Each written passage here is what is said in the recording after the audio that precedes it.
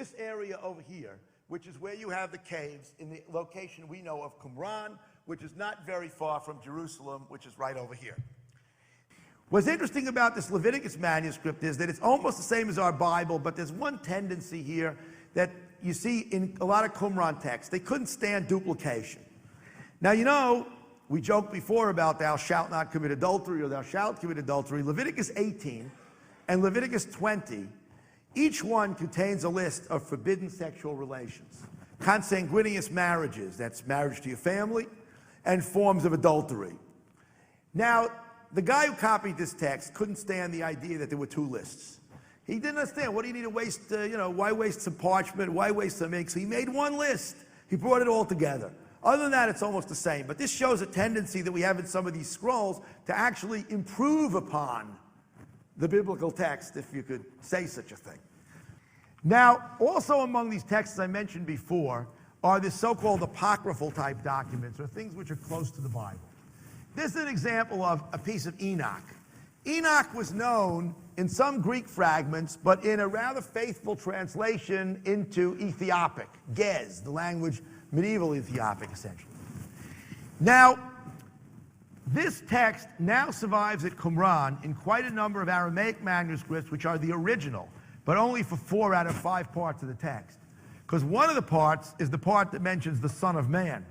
And even though Son of Man comes from the book of Daniel, Son of Man as a messianic term is Christian. And the part of Enoch which has the Son of Man is post-Christian. The other parts are pre-Christian. Now everyone here should know who Enoch is. He's the guy in Genesis 4 who is not anymore because the Lord took him up into heaven. Or I interpreted it, the Lord took him up. So if the Lord took him up, you can imagine what people said about him. So Enoch becomes the hero of this whole set of little texts which tell about how Enoch went up to heaven and God gave him a tour of heaven and he knew all of the natural order and astronomy and the calendar and all this other stuff, and he could reveal those secrets to human beings also. And so this is the beginning of a whole Enoch tradition that continues really for a long time. Also to be mentioned are 2 other very important texts recovered in the original. Ecclesiasticus, otherwise known as Ben Sira, not to be confused with Ecclesiastes, the book of Kohelet, one of the 5 scrolls. But Ben Sira is also called by the Catholics Sirach. This document in its original Hebrew was known in some medieval manuscripts. The whole thing was only known in Greek.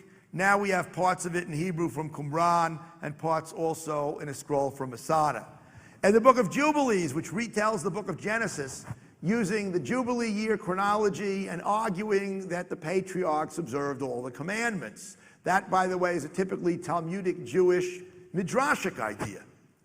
And that book has been found in some 10 manuscripts in Qumran. These are written in Hebrew. It's got some beautiful passages. One of my favorites is that it describes the angels. When Abraham was being asked to sacrifice his son, it describes how the tears of the angels were dripping down into the eyes of Isaac, which is why he eventually, according to the Bible, became blind. That's just a sort of one of my favorite little pieces in that book. Now, another very important document is something called the Genesis Apocryphon. This is an Aramaic text, which also retells the Bible. And it retells most of Genesis, but unfortunately, it has not fared too well in terms of survival. But it tells the stories of the Bible with many extra details. And here we can see the kinds of details that typify the Jewish midrash, Jewish interpretation that adds all types of things in the kind of interstices, the spaces in the biblical narrative. And this is a beautiful example of that whole phenomenon which we call rewritten Bible.